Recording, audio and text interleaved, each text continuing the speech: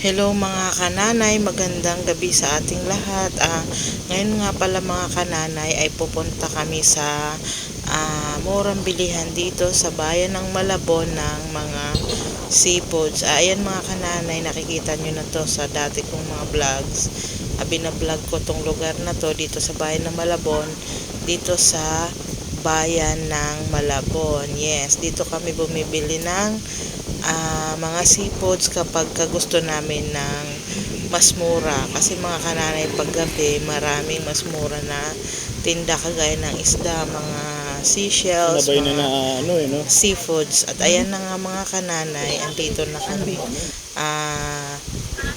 Ayan lalakarin pa namin yan hanggang doon. Ayan na mga kananay yung bungad. Meron na mga tahong dyan, iba-ibang klase. Ayan ang mga isda, iba-ibang klase yan mga kananay. Mga bagong dating yan na mga isda. Hindi ko lang alam kung saan sila galing, basta na lugar, basta mga bagsakan yan dyan. At ayan na yung binili naming hipon. Ayan, kasi pag mga kananay nasa palengke na yan, mas mahal siya ng doble, kaya mas magandang bumili kayo ng mas maaga. At ayan na mga kananay, ayan na yung dala namin at binili namin.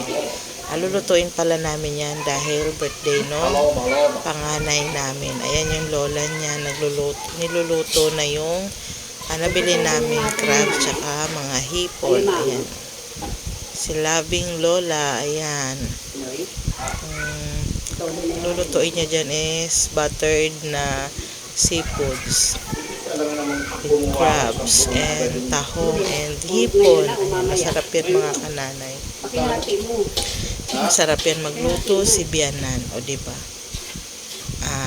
Talagang mahilig magluto yan si Bianan, at saka masarap yan siya magluto. Ayan naman yung menudo na niluluto din ni Mr., yung asawa ko. Ayan mga kananay, yan lang naman yung handa ng anak ko. Simpleng salo-salo lang ng tanghalian. Ayan na yung mga kananay, yung crabs na binili namin, hihiwain na ni Mr. na sa gitna. Kasi masyado siyang malaki pag hihiwain para magkasya siya sa lutuan.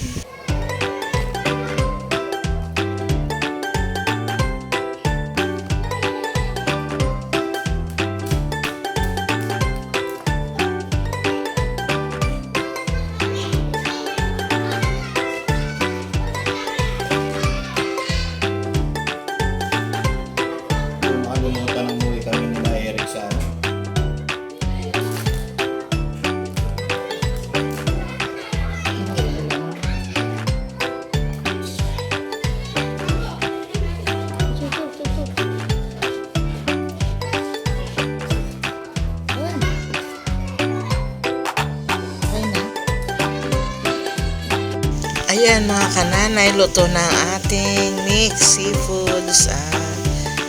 Hindi ko alam kung anong luto yung mga kananay, basta mixed seafoods lang yan with butter, and meron niyang Sprite, and basta masarap yan mga kananay.